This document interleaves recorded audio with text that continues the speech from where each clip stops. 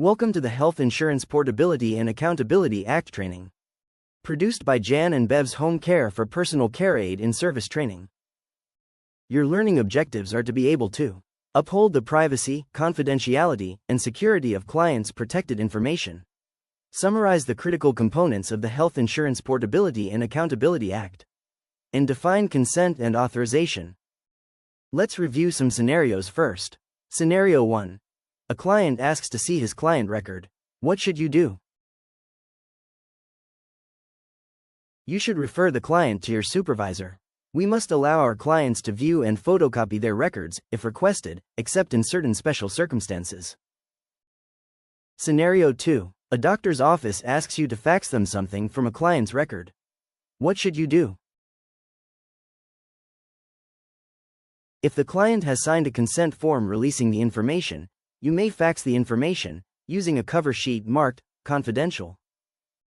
Scenario 3. A client or a friend of a client asks you about another client's condition. What should you do? You should politely explain that you cannot discuss a client's health condition with others. Scenario 4. A client's family member asks to see the client's record. What should you do? Clients must sign a special authorization for anyone to see their records other than for purposes of providing healthcare, for which they must sign a consent form. Scenario 5. A coworker wants to talk to you about a client. What should you do? You should go to a private area where you cannot be overheard by others. Scenario 6. A coworker wants to talk to you about a client while you are at a restaurant. What should you do? You should remind your coworker that you should not discuss clients where others can hear you, and you should discuss clients only when it is important for providing care. Scenario 7. You notice a client's record sitting open and out where others can see it. What should you do? You should put the record away immediately, out of sight of unauthorized persons. Scenario 8. A computer screen that can be seen by others is on, displaying client information. What should you do? You should turn the computer screen so unauthorized persons cannot see it and/or clear the information from the screen if you are able to do so safely.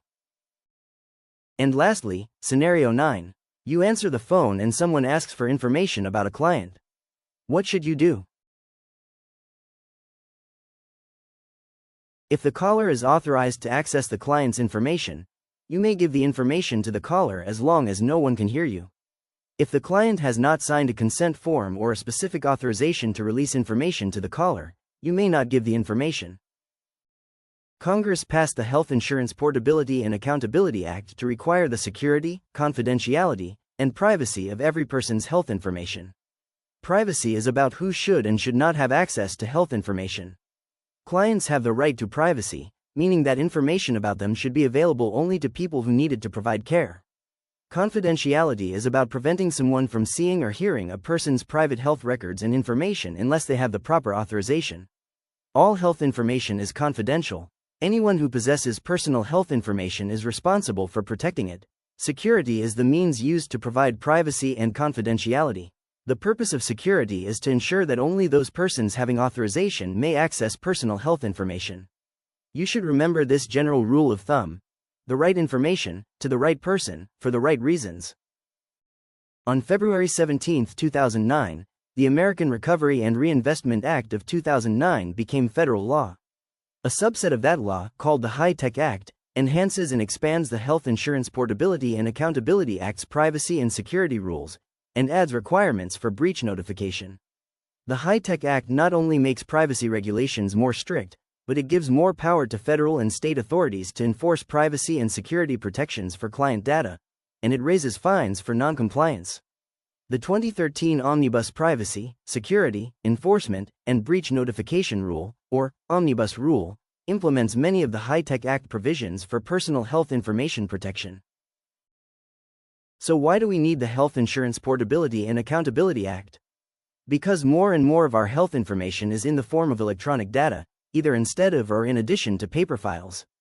We must protect data in any form. Federal laws make sure every state and every provider follow the same rules for privacy, confidentiality, and security. Who has to follow the Health Insurance Portability and Accountability Act? Both public and private organizations must follow these rules. These include health plans and health insurance companies, healthcare clearinghouses, such as a billing service, and healthcare providers, such as doctors, dentists, therapists, chiropractors, hospitals, nursing facilities, clinics, pharmacies, home health agencies, hospices, and long-term care or personal care facilities of any type or size.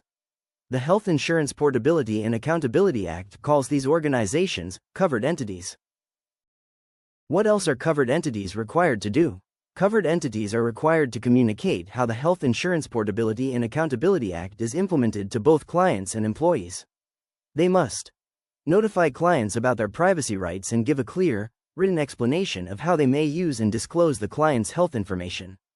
This notifies clients of their right to view their own records, obtain copies, have copies sent to other people or organizations, request restrictions on how their personal health information is used and disclosed, receive confidential communications, receive a report of certain disclosures of their personal health information, and request changes be made in their records to their information. The client privacy notice must also let clients know how to file a complaint with the agency or with OCR.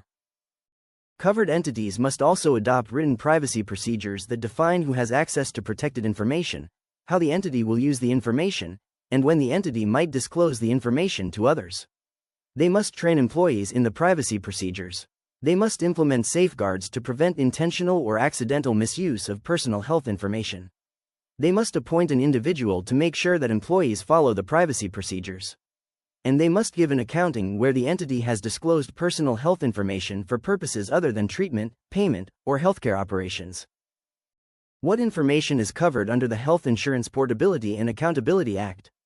The privacy protections of the Act apply to personal health information, which is information that is created or received by a covered entity or an employer that relates to a person's past, present, or future health condition, health treatment, or payment for healthcare services. It is information that could identify an individual, such as name, address, telephone number, date of birth, diagnosis, medical record number, social security number, employer, position, or other identifying data. Personal health information can be in any format, such as paper, electronic, or things we say about a person's personal health information. The most common example of a personal health information is a client record. Let's talk about protecting client records. If we want to disclose a client's personal health information for purposes of providing care, we need that client's consent. These purposes include routine healthcare-related uses of the information, such as when we consult with the client's doctor in order to provide better care for the client. If we want to disclose a client's personal health information for purposes other than providing care, we need that client's specific authorization. Only authorized employees should enter confidential medical information into a computer-based client record. Our computer systems must be password protected to help guard against unauthorized access and use. What is the difference between consent and authorization? To give consent, a client must sign a consent form. The client needs to sign the consent only one time for each provider. The consent will apply whenever the provider discloses the client's personal health information for purposes of providing care. Specific authorization is required when we want to use or disclose a client's personal health information for purposes not related to providing care. The client must sign an authorization form for each specific instance. Can a client see his or her personal health information and make changes? We must allow our clients to view and photocopy their personal health information if the client submits a request. We may charge for copies of their records if we would like. In a few special circumstances, such as when we have compiled information for a civil, criminal, or administrative proceeding, we do not have to give clients access to their personal health information. We may also deny clients access to their personal health information if we have reason to believe that access would create a risk or danger to that client's health. If clients believe that their personal health information contains wrong information, they can ask us to make changes.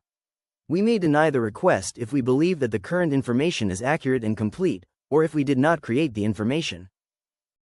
The Health Insurance Portability and Accountability Act privacy rule permits covered entities to disclose healthcare information without a person's specific authorization in certain situations, depending on the state or local law, such as during emergencies, for public health needs, such as infectious disease registries, mandatory reporting of child or elder abuse or neglect, judicial and administrative proceedings, and when there are substantial communication barriers.